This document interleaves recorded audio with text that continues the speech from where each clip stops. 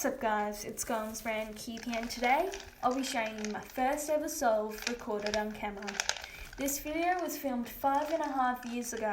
At the time I was 9 years old. I'll be censoring out my face, but in a future video I'll be reconstructing the solve and revealing my face. So without further ado, let's get started.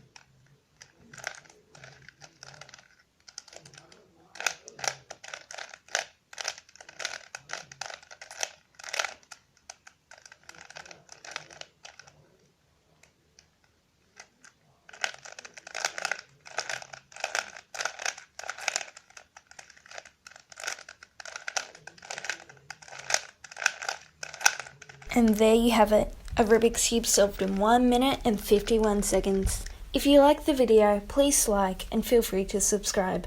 I'll see you guys in the next video, but for now, bye bye.